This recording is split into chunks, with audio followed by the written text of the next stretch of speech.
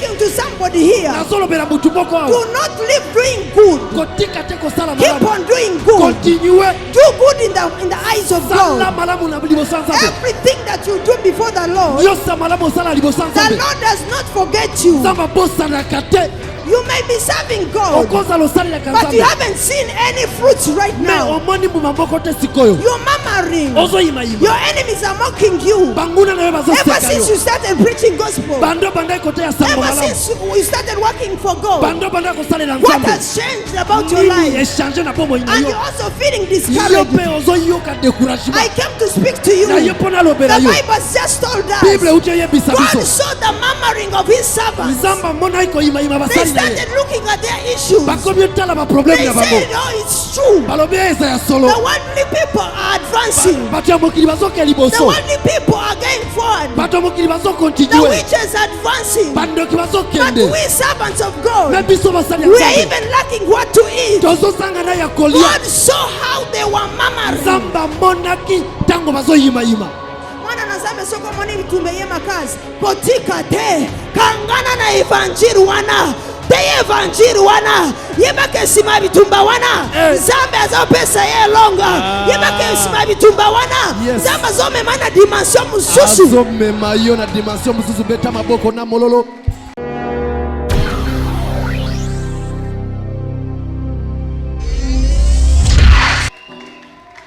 Betera maboko makasi, betera Yesu maboko makasi, yope mi betera maboko makasi. Sangiza maboko na yona ya Yesu. Betango na ko. Elonge saya yo.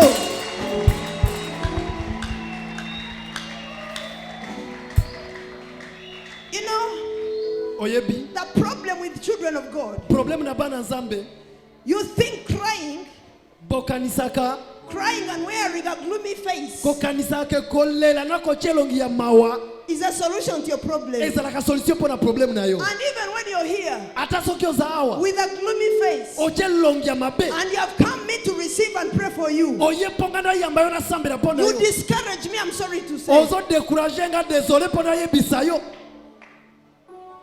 Who tells you that your gloomy face can evoke the presence of God? Who tells you that your tears can attract the hand of God in your life? Who tells you that your murmuring can move God on his throne? No. What moves God on his throne is your act of faith. A person of faith. A person of faith does not complain. A person of faith does not look what he is. He does not look how he is. A person of faith is a courageous person. A person of faith is the one that deserves the hand of God in their lives. So let me tell you one thing. I am so sorry to tell you that your misery, your gloomy face cannot help you. What will help you will come from inside you. What will help you will come from inside you. And what will come from inside you must be a positive feeling. Il faut un sentiment moko positif.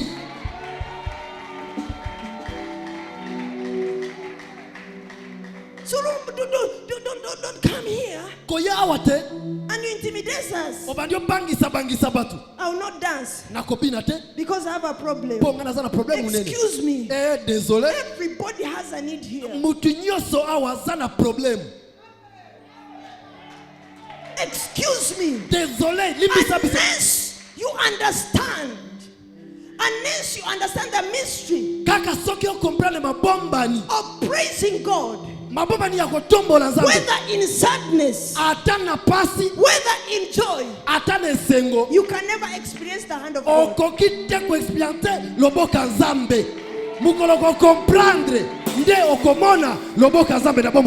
moves the hand of God to work in somebody's life. It's not this we see. It begins from inside. And what begins from inside is faith. When faith comes from inside, it manifests itself.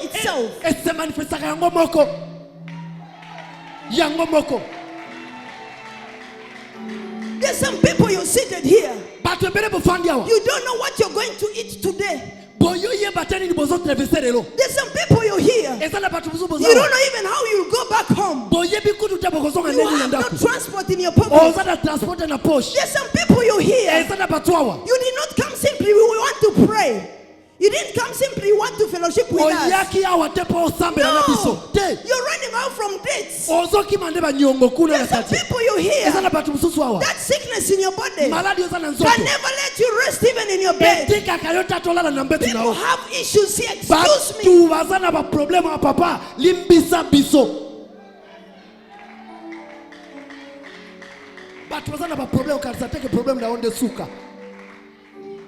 But on top of all that, we have to acknowledge. We have to acknowledge.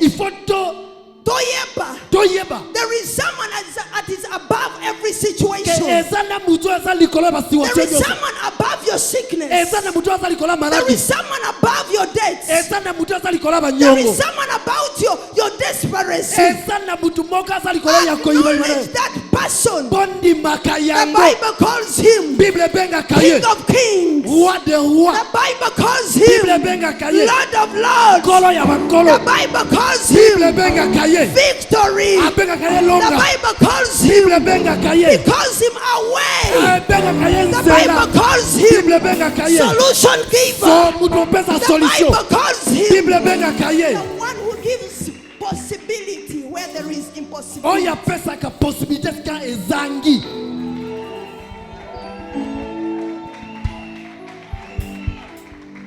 What am I trying to do here?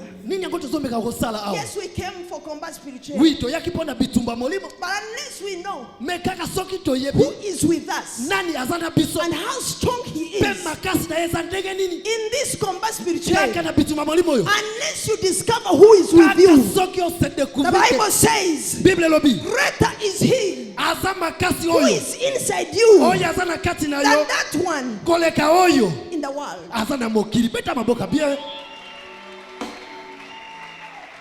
So if you understand, listen to me. If you understand very well that the one that is inside you is better than that problem that is standing before you, you will dance for him.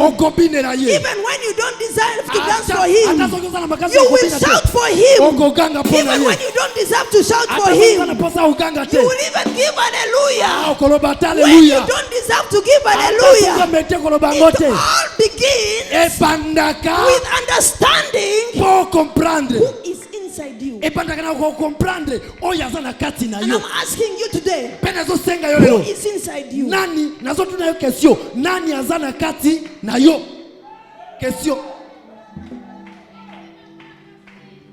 Many people of us, we have made problems. We have made problems our God. That you can't even raise your hands in church because of that landlord. You can't raise your hands in church because of that fake marriage. You can't raise your hands in church because of that situation. Excuse me, let me tell you, we have a very big God that is on our side. I have a very big God that is on my side. I don't know about you, but one thing I know, I have a very big God that is bigger than your debts.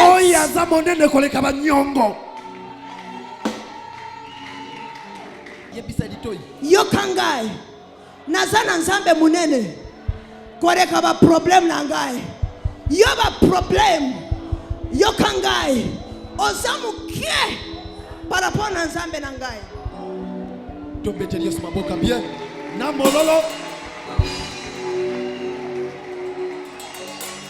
For that reason, I want everybody to stand up on your feet and shout hallelujah. And shout amen. Don't cut, continue.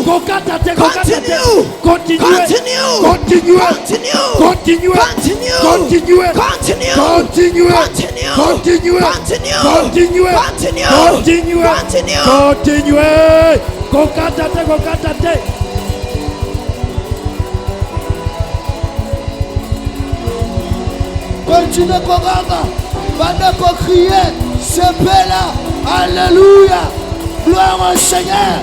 Kokatate, koma, Kongola monokola yo, pendant Koganga, pendant qu'on se paix-là, alléluia, alléluia, alléluia. Kokatate papa, kokatate maman, continuez lever le roi des rois, le Seigneur des seigneurs.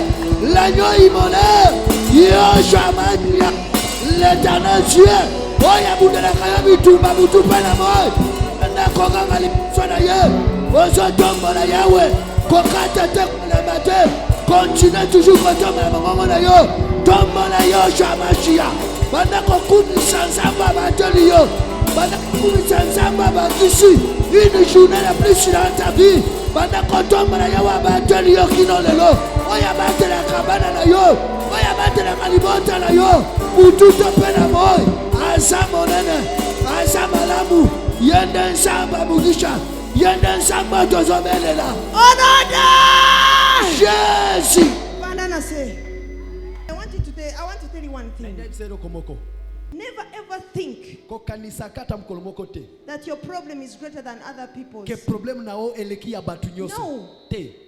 To look your problem, to look your problem, it is your choice. Not even the choice of your enemies. No. To look your problems, it is your own choice. Not even the choice of your enemies. What does it mean? You have a final decision for your feeling. And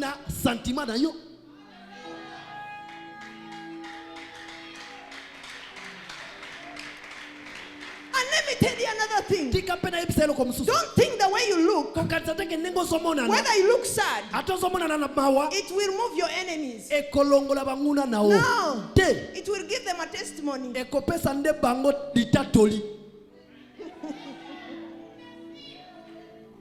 Tara, mutinyoso soka ziri tatori ponero kwa sari akoma kamakasi. Même Zambe alobaki balonga ki satana nanzira makira na Yesu mena matatori. Siko po o renforcer manguna na yo banda kotatora mabe na kokufa na siri na ngai olati mabe mwana mwaso bimina ndako peni sukite pudroti akalisusu te po bakanga baraka obanda kotambara kaka boy nana linga yeba okanisike kotambara na ngai boye ko bouger satana bako sepera bakoloba siri bako sepera nazore beranga nazore bera peyo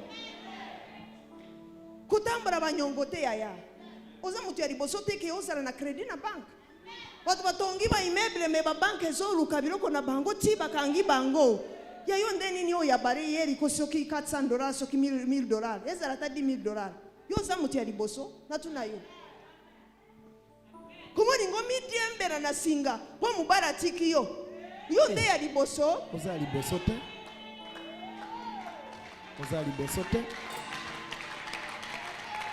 chaque fois ozo sala bongo ozo pesa satana litatori na bandoki na ye Nzamba salaka bana na nzambe batatoraka bolamu ya nzambe bapase na bango pe bazui force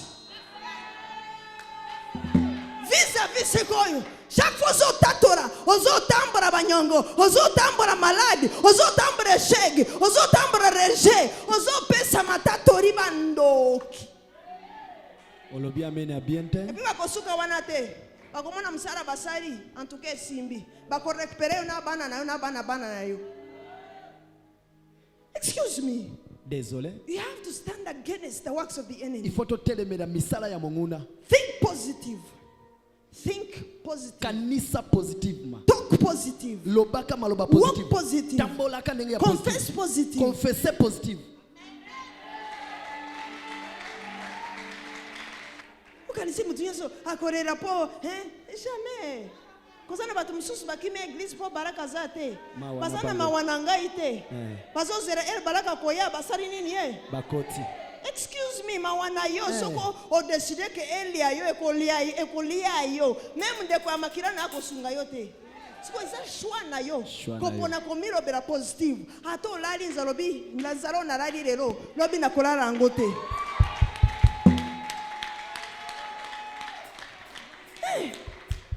Money $10,000 ena komisi mawana dokimoka zoro baka usimba $10,000 yote po soka simbi yango akokene usana makamba minene tobona maboka na igoro yondoki zo tereme na mbongo ya mwana oyo esika nyoso mbongo waneza bana ko bimisa yango ayekolala libanda pamba te epwe sika teremi nzambe abaraka oya tiko taka saraka minene atambwisa kabakoka asekwisa kabakufi apesa ka même mbongo ya miracle azawana banda ko libere mbongo na yesikeza mbongo na yeza wapi obombi yango wapi ena teremi wa moni chiffre $10,000 base signe ya dollar eza wapi ochi yango wapi ochi yango wapi ochi yango wapi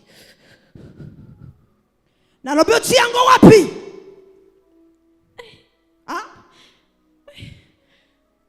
mbongo na eza wapi chiffre $10,000 eza wapi eza wapi eza wapi muyibi soka kanga mafuta kambara combien na sakore likolo na yo o nyosa yibi ya yo tika parti ya butu ya lelo kokanga makangami na zoro banakangia yeyo pe ya yo nakangie atuta yo mbara sambo aputa yo mbara sambo afuta yo mbara sambo eza wapi mbongo na mwana oyo ochengo wapi wapi eza anda koroba okoroba o eza revereza raka déjà condamné na rapeli yo onyo sazole lisayo ngana yo koreksa tate soki yo koreksa ta etali yo na yo koroba na bato ba ina ba décision ke koya na yelelo na vivre bilembo mbongo na yeza wapi tubombi yango musika wapi bombi yango wapi to bloquer yango to bloquer bo bloquer yango wapi eza bloquer wapi apatia wapi eza bloquer na moni yango me wapi po internet nanga soki mboko na eza débloquer nazwa ka dimu bongo mapepo na bato baliaka kape bamelaka dimu biloko ya boye salemi deliverance ezwami alo récupérer ezalaki yanga na salelaki yango mosala soko salelaki yango mosala koma ubandaki sikoyo ko bimisango te sikeza ye kora ko pesa zambe merci bapesa ka action de grâce bapesa ka pe dimu mais yo to komi ba miibi na kati église pastor koya samberi atoki ndenge nazotoka pona yo mukolo ko simba boy olimwe soki mbongo wana esiri omonani na bandera lobi na lobaki na batoke bolembisaka eri moko mutalingaka yoka bolamu nini nzambe asali na kati na yo yaya lokola biso bapasteur toza mpe eza droit na biso koyoka nini nzambe oyo tosambelaki asalaki mpo toza sirke asalaka me mabe na yo soki asali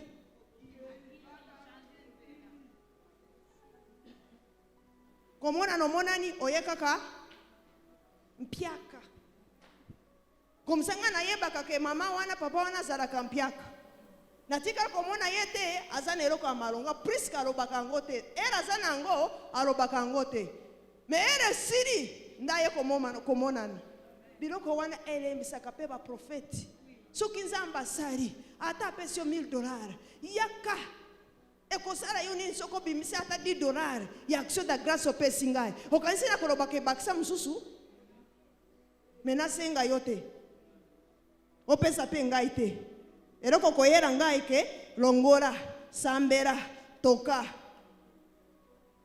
ofere nzambe akopambola yo akopambola ngai na kati na yo yo nde esika nzela kozamba koleka kwasala nini apambola ngai sikozobwaka ngai epai ya nani nzambe asalisi yo molingi mutu mosusu ye nde asala nini apambola ngai eske ezalaka yango wana lipambola ya ndenge wana eumelaka te bongo eza wapi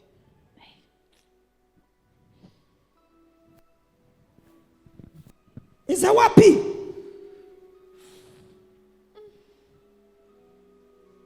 eza wapi ti akomi koya azobata masima découragement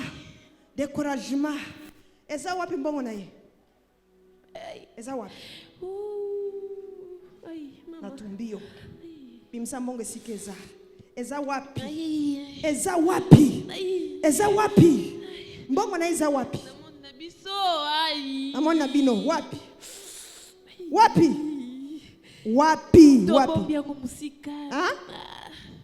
olobi obloke maboko na nzela nini boutilize nini mpo bobloke maboko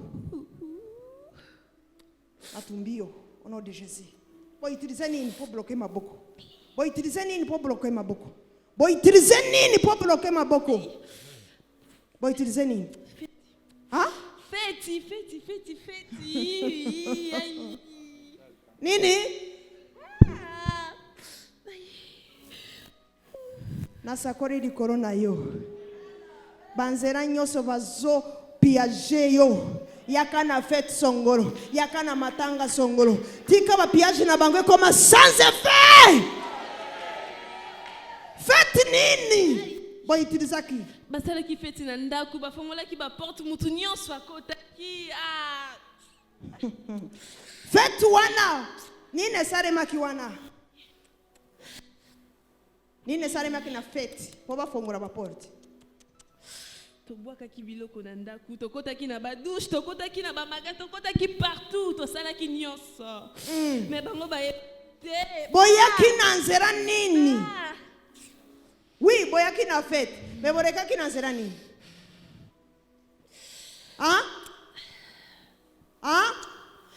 Bolingo. Asana bolingo, motema mawa. Motema mawa. Asara kinini ya mawa po boreka wana?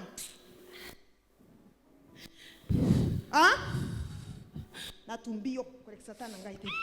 Asara kinini ya mawa po boreka wana?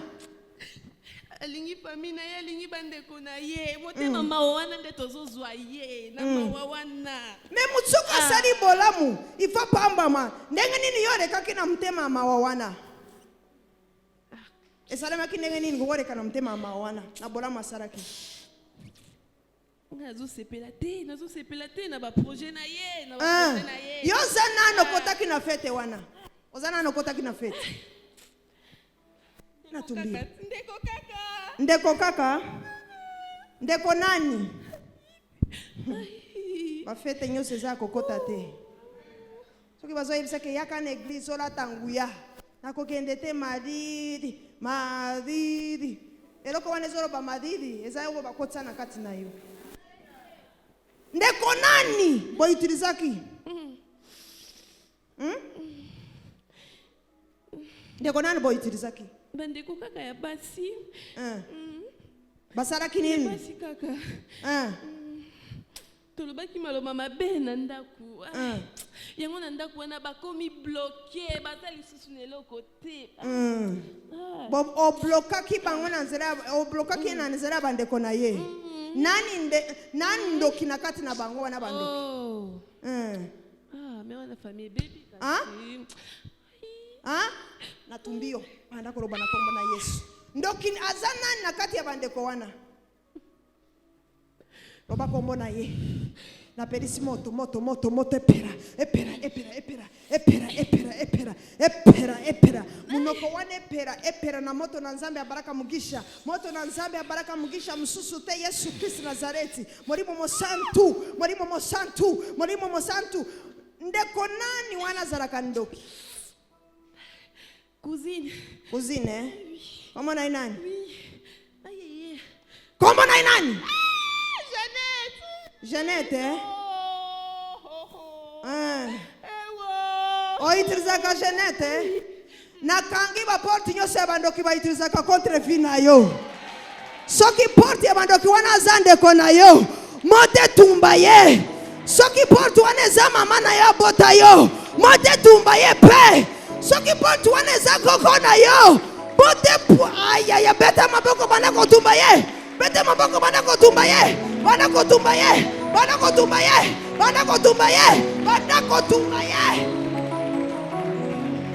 Yes. Kokata te tumba ye ndo kiwana shika nyosho makaya yo moto na zambe tumba libere moto na zambe tika azotika ndenga zo libere ya yo pe bazotika maboko zo meta moto zo libere bazotika yo banda ko sambela libere fe ba libere bisika nyosho makunda ngozala samabele lele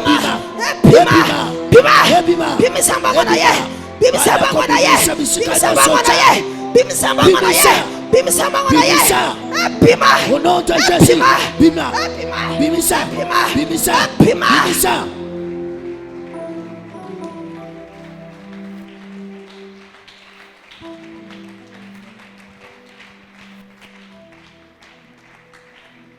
Mwana na nzambe mukire baby yoko kiko sala fete na bolamu o invite bandeko ya famille o invite ba camarade ya msala nzoko yebaka te entre mbatu wana kozana mutu moko azosepela te ndengo dépenser pona bilei yenda za sima pasi na yo oko invite mutu na ndaku na yo azwi bana na nyoso a bloqué bango bana bazaraki batu ya malonga omona penzo zanelike na kati ya mwana wana bana bakomika keloko mokote a cause ya mutaza pembe na yo oyo azotia barriere boso na yo ai na ibite soki na zoro bana bato balali te kolala te la muka mutu nyosa azotia barriere boso na yo tika barriere wana ebukana oyo ke osimba mbongo te oyo ke ova avancer te oyo ke okufa va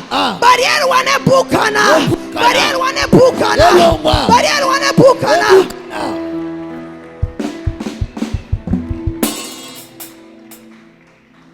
baka fa trofa tozana na combat spirituel bino bozaba pana biso webinga iteza mama Clem Mugisha na ingai mokote na ina nzambe ya papa Baraka Mugisha pona salisa ebutu ya lero nzamba sala kairerte.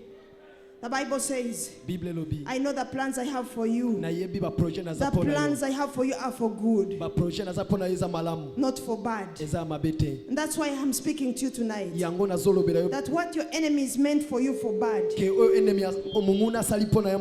God is going to use it for good for you.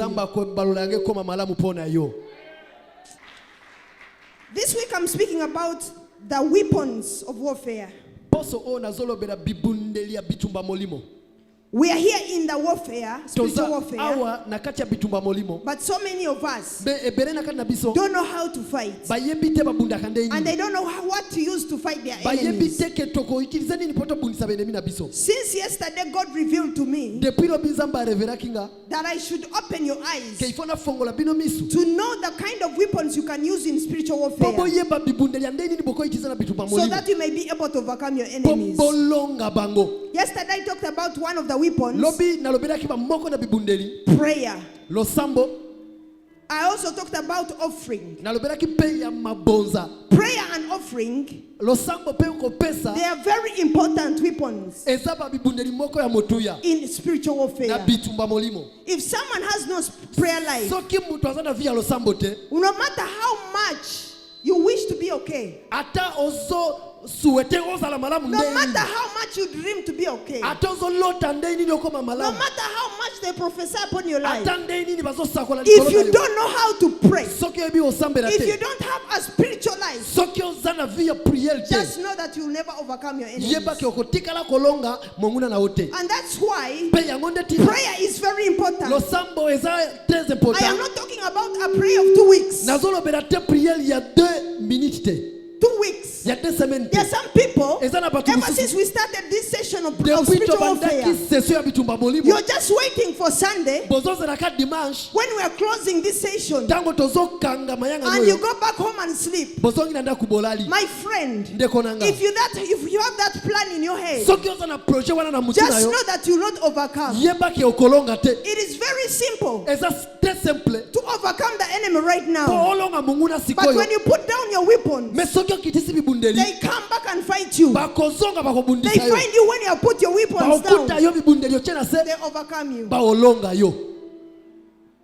Bozolanda Listen to this. boyoka sikoyo, Whenever we fight against an enemy, ntango nyonso soki tozobundisa the monguna, Bible says bible elobi that the enemy, the demons, let's ke talk about the demons, witoloba na ndenge ya bademo, bademo they always go away, ntango nyonso but bakendaka they keep on coming to me check bakontinuaka bazongaka mpo whether bakontrole their territory or their house soki territoire na bango bie ndako na bango is empty and clean for them to see. eza vidi mpe pepele mpo bango bazonga. What does the Bible mean? bible elingi koloba nini That wana? when you pray, Ke soki osambeli you chase away demons, obengani bademo, but they keep on coming me bademo yango to check bazongaka, whether their place of dwelling is clean or ready for them. bayozongaka mpo bakontrole soki esika na bango ya kofanda eza pepele bie mpo na bango bazonga, How is that place okay for them? soki esika yango eza malamu mpo na When bango, there is no a fire and a habit of prayer in your soki life. moto na habitude ya priere eza te na kati na yo, Child of Palema Celeste, mwana parlement celeste, make prayer part of your life. tika priere ezala part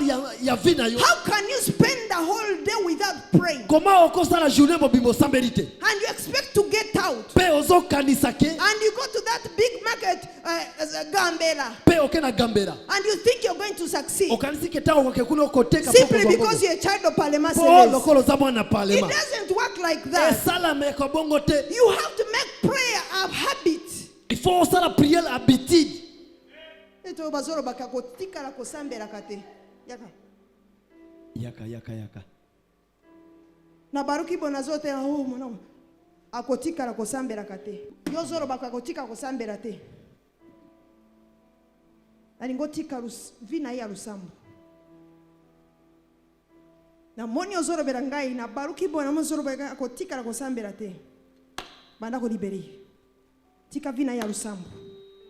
Tika vina ya lusambo. Po lusambo naende sika libaleza. Lusambo naende vi eza. Lusambo naende mbongo eza. Lusambo naende kimia eza. Ozoro banangaka akotika la kosambela te na baruki boy. Na mwane loko zo sala ngai akotika la kosambela te. Banda ko libere vina ya lusambo. Ozo vina ya lusambo bomba ngo musika wapo tia vina ya lusambo. Otia vina ya lusambo wapi? Esiko zoro bakautika kosambela te. Wapo tia vina ya priere. Wapo bomba vina ya priere. Okangani. Ochori ngai na kangio. Wapo tia vina ya lusambo. Wapi? Wapi? Detaye sika vina ya lusambo eza. Apana continue. Eza wapi siko rebinga. Na mwana loko zora akotika la kosambela te. Wapi? Obombango. Posoko vombi vi ya lusamba mkristo. Obombi nde ba miracle na nyos. Wapi? Otie vina ya lusamba. Topesa ebolembo. Obomba vi ya lusamba wapi? Topesa ebolembo. Asambela su 2 heures ditate. Akomi ko kata 2 heures dita.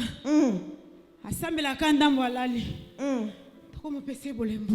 Opesa kwa asambela kwa combien de minutes?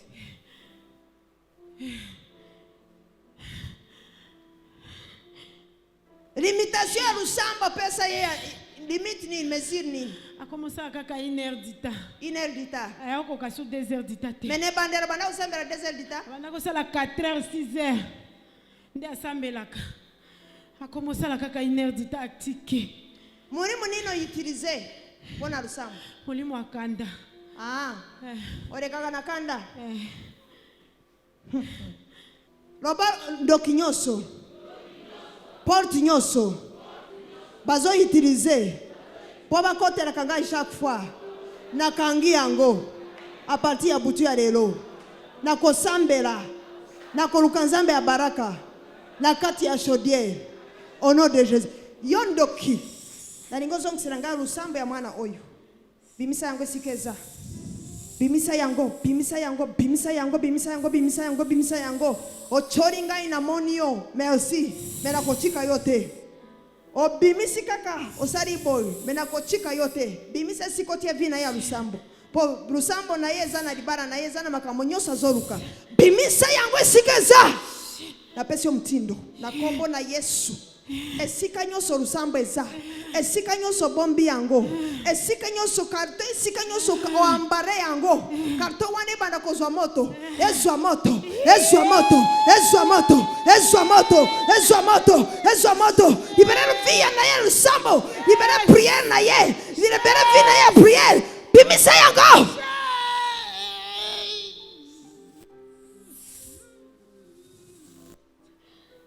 Epima. Epima. Epima. Epima. Epima. Epima. Epima. Epima. A partir de la kosambera. A partir de la kosambera. A partir de la koterema 4 heures d'ita samberi.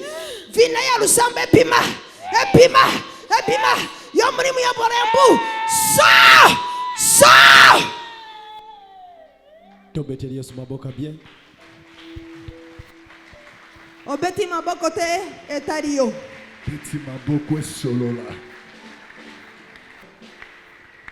I was speaking about prayer as a weapon. Na bandolo bela Lusambo lokole bundeli. You may preach. Okoikotea.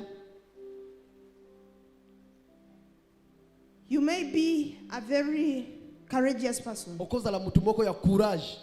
But if you don't have a prayer life, Mais soki oza na bomo ya Lusambo te. all is in vain. Nyose za pamba. Everything we do Nyoso tosalaka. spiritually Ya molimo. is backed up Elandisami. by a prayer life. Na vi ya Lusambo. Ever since Papa went, Depuis papa akenda. I have changed my schedule. Na changer habitude nanga. Me normally I sleep at 2. Nga mingi nalalaka 2 heures. But when I sleep at 2, Mais soki nalali 2 heures. I wake up between 11, 11. Nalamukaka na 11 katikati ya 11 heures. I will enter my room. Na kokota na chambre nanga. I begin to pray. Na bandi prière. I pray. Na samberi. I pray. Na samberi. I pray. Na samberi. 3 hours 3 heures d'ita. of prayer. Ya Lusambo. I get the Bible. Nazwi Bible. I read the Bible. Na tangi Bible. I meditate on the Na word. medite liloba Nzambe. I listen to the worship music. Na yoki banzembo ya I adoration. begin to worship God. Na bandi kwa adore Nzambe. I get out in my room Na bimaka chambre nanga. between 16 Katikati ya 16 heures and 3. ti 15 heures. Katikati ya 15 heures 16 heures katikati wana. Most of the people who don't know me, they think by then I'm always sleeping. Bato bayebinga te bakalisaka na miliki How myoso can I ezo wana. sleep during the day Nazaka kolala ndeni na kolala na shule. with these small noisy children? Na bana oya makelele nyoso le I jibo don't sleep. Nalala kate. I rescheduled my life. Na mesani sabomo inanga. Before it is 2 o'clock in the morning Avant 2 heures du or matin. 3, Ou bien 3 heures I du don't matin. sleep. Ngai nalala kate. This is how I program my life. According to my schedule. What am I trying to do? I am trying to program my system that I should never spend a day without speaking to God. Because to do such a work, you don't have to stand before people empty. Any preacher that doesn't have a prayer life, you are just an empty. You're just empty. And you can never have an impact in people. Hallelujah, disciple. Nasakoli likolo ya disciple. Ataba bwakere mulimu ya bolembu. A partir ya butu ya lelo. Ozokende kopera na priere. Bakotere mera vile ya priere lisusu te. Okolonga bango na nzela ya kaka ya priere. On Sunday we talked about a stone of David. How David got a stone and he threw it at Goliath and fell. But children of God, there are so many types of stones that you can use against your Goliath. These points I'm speaking here, these points I'm bringing out since yesterday. Yesterday I talked about prayer as one of the weapons used that we can call it a stone. I also talked about offering as a stone. Today I came to speak about something else. This something else, they call it the gospel, preaching the gospel.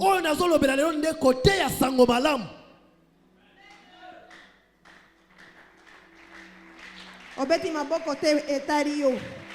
Ngana koyebisa oyo nzamba loberinga na yebisa po longa bandoki ya vina yo. Beta maboko mutinyo sezikoza. One of the weapons to stand against your enemy. One of the weapons to use in spiritual warfare is called preaching the gospel. Reaching out to people who have problems. Reaching out to people who don't know the God of Prophet Baraka Mugisha. And you tell them that there is a God that changes people's lives. By doing so, you are hitting the enemy without knowing. And by that reason, the enemy doesn't like something called a gospel. The enemy doesn't like something called a gospel. Lelo toye kolobela loko babengi kote ya sango malamu. Mwana na nzambe sango malamu ezapona mu Kristo nyoso, mutu nyoso, mundimi nyoso. Yesa pesa nzela mutu nyoso kekende te ya sango malamu.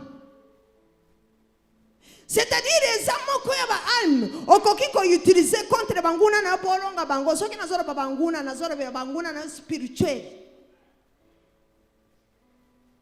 Yo bolonga batu wana ifuza na ba strategie ebele to bengi mabanga ya David ebele polonga bango moko offrande mibare via prière misa to sanctifier vi na yo mine to kotisiko na nini evangelisation robe evangelisation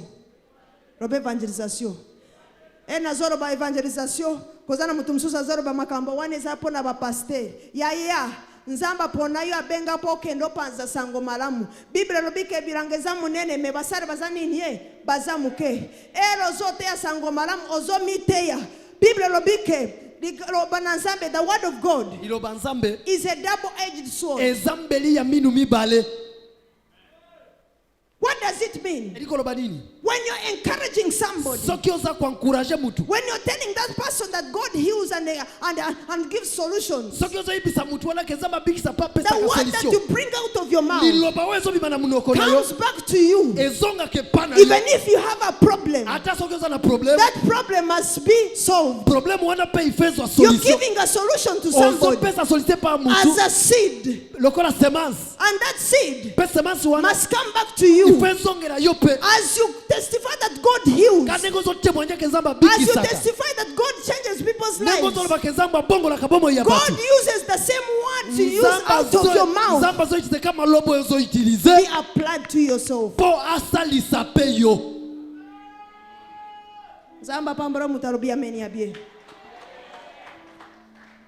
Let us go to the book of Malachi, chapitre 3, verset 16. Toke Malachi 3, 16. Mutu nyoso telema na makolo na yo. Mutu nyoso telema Malachi 3, 16. Elobi boy. Bongo bato oyo batosaka Yawe. Balobani bango na bango. Yawe atie matoi. Pe ayoki makambo na bango. Na miso na ye. Bakomi bakombo ya bato nyoso oyo batosaka ye. Pe bakumisaka ye. Toki 17. Alors, B says, à partir de 16-18. Oui. Ok. Shima Yawe yanguya nyoso alobi boy. Mokolo na koli saki nguya na ngai. Bato wana bakozala bato na ngai. Bakozala ekolo na ngai penza. Na kokotela bango. Ndenge tata akotelaka mwana oyo atosaka ye. Boye bokomona lisusu bokeseni kati ya bato.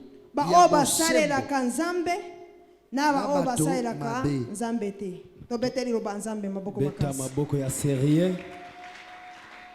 Let me read in English as you interpret. Na utanga na anglais molimbo ya zolimbola. The Bible says, Bible lobi. Then those who feared the Lord talked with each other, and the Lord listened and heard them. And a scroll of remembrance was written in his presence concerning those who feared the Lord and honored his name. The scroll of remembrance was written in his presence concerning those who feared the Lord and honored his name. Mukanda ya souvenir ekomamaki liboso na ye ezolobela baoyo babanga kanzambe pe bahonoraka ye. Verse 17. On the day when I act, the Lord says. Mukolo. On the day when I act.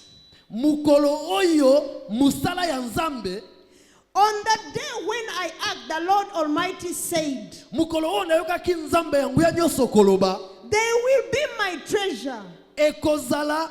They will be my treasured. Bakozala batunanga moko ya lokumu. I will spare them. Nako separe bango. Just I will spare them. Nako protege bango. Nako protege bango. Just as a father has compassion and spares his own son who serves him. Lokola papa oya zana mawandenge abate na kabana na oyo basalera kaye. And you will again see the distinction between the righteous and the wicked, between those who serve God and those who do not serve God. Petoko yeba bokesani entre ba oyo basalera kanzambe na ba oyo basalera kayete. Petere yeroba nazame maboko makasi. Child of God, sit down. Mwana zambe. Fanda na se? One of the weapons Moko na Mama Irene to overcome the battles you have. Polonga bitumboza nango. Stick to preaching the gospel. Banda kangama na kote ya sango malamu. The Bible has just told us. Bible uchiko ye bisabiso. God promised his servants. When you go back to the prayer verses, verses 14 and 15, the children and the servants of God were asking themselves and murmuring, we have served God, we have preached the gospel, but of what gain are we getting from these things? I am speaking to somebody here. Do not live doing good. Keep on doing good. Continue. Do good in the eyes of God. Everything that you do before the Lord, the Lord does not forget you. As we have just read, God listened to the the murmuring of his servants. You may be serving God, but you haven't seen any fruits right now. You're murmuring. Your enemies are mocking you. Ever since you started preaching gospel, ever since you started working for God, what has changed about your life? And you're also feeling discouraged. I came to speak to you. The Bible has just told us God saw the murmuring of his servants. They started looking at their issues. They said, oh, it's true. The worldly people are advancing. The worldly people are going forward. The witches are advancing. But we servants of God, we are even lacking what to eat. God saw how they were murmuring.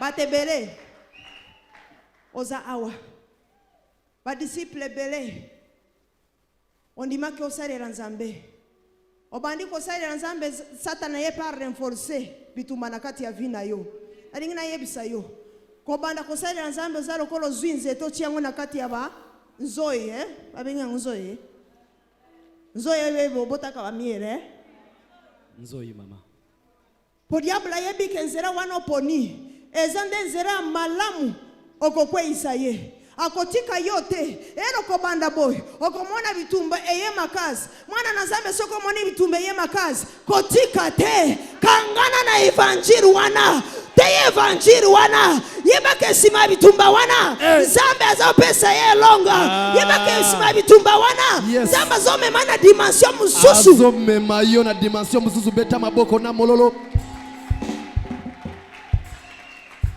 Ebe loko na zoro ba awa kozana batu mo experimente yango na vie. Bando banda kote evanjilo moni mote peri na kati ya vie na yo. Bible so yebisa biso. Nzamba tali korera bana na ye, bana Israel. Babandi ko ima. Bado bibotara ba oyo kutu basambera kate. Bazana ba jeep. Ba oyo kutu basambera kate. Bavandi na babiro na biso.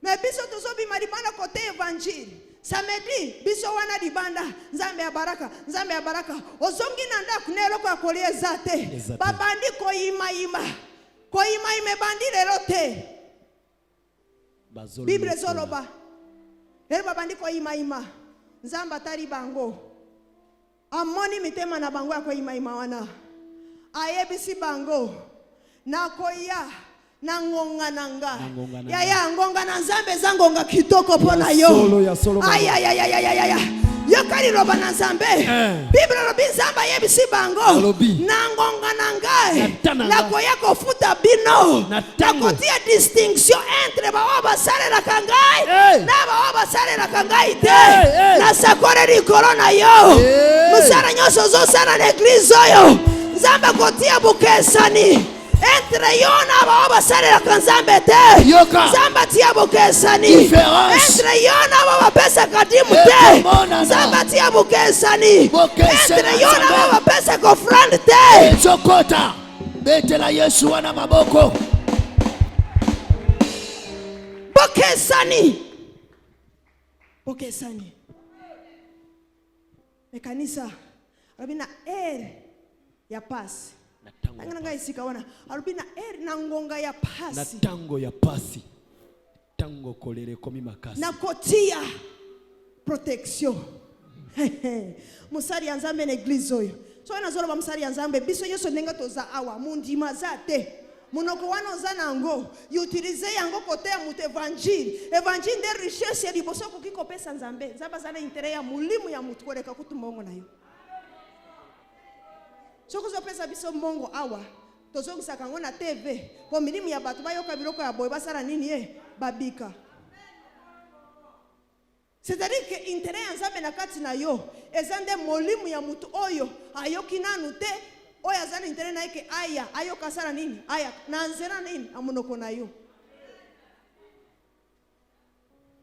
Bible lobi tangana ngosika wana digite lobi boy boye bokomona lisusu bokeseni te alobina kotia protection Zonga 17. Sima yawe yanguya nyoso alobi boy.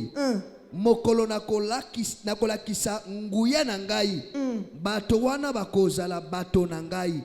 Bakozala ekolo na ngai penza. C'est-à-dire que soki nzamba kolakisa nguya, alakisaka nguya esika bitumbeza, alakisaka nguya contre banguna na yo, alakisaka nguya na kati ya bitumba. Asa kore likore ya musari ya nzambe n'eglise oyo. Wapi ye? Même ndimo za awa. Tika nzambe oyo salelaka. Nzambe oyo pesaka dimu. Nzambe oyo pesaka offrande. Alakisa bokesani. Amen.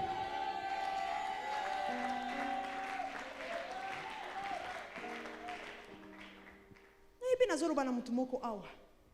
Batebere boyebi ko se compare na baninga.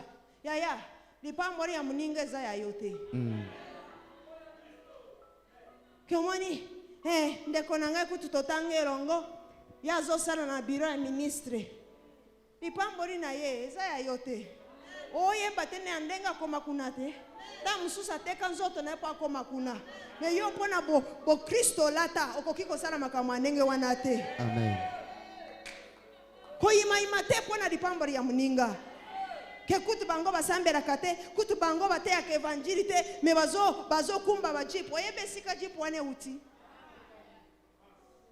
Eloko ne eloko. Eza na mutoki nango. Oyoki. Eloko ne eloko. Eza na mutoki nango. Na ndengo lari libanda ozotoka. Pona lipambori nayo. Eloko ne eloko ya pambe zate. Kulula ya muninga te. Tanenge ya komibie kutazini mubari wana. Wazo mbali wana ibi makamba sari. Omona batu balati na moyo moyeba kate biloko basaraka. Kusikompere na muninga te. Bana na nzambe tous les jours tozali kolo. Yesu nzambe yemoko asire biso ke na tangu wana ya bitumba. Akosala nini? Ako protéger biso pe atia distinction entre ba oba sambera ka pe bas abaksipe ba oba sarera kaye na ba oba yebiete. Amen.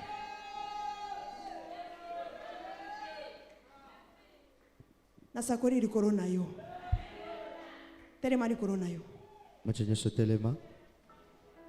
Telema. Oya lali pensa na yebiete pensa. Nazoro bana o muta teremi. Eloko ko biksa yo moko abiloko ko biksa yo te evangeli. Munoko wana ozana ngo. Ozo bomba ya nini? Ha? Ozo bomba ya nini? Bimari banda te evangeli. Pa disciple bote evangeli. Tika biloko wana na lembi na kei bulo na bulo kendaka eloko malongo ebimaka kuna te. Amen.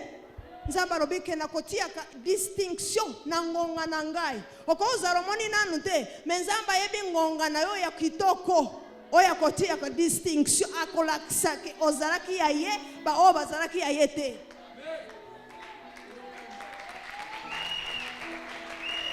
Nengonga oyo zo sara, avo simba, avo zara.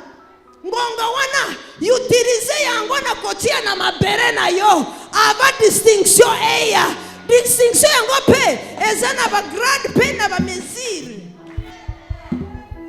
Oloni ni na ngonga oyo. Avanzambe, po Biblia bi na ngonga na ye.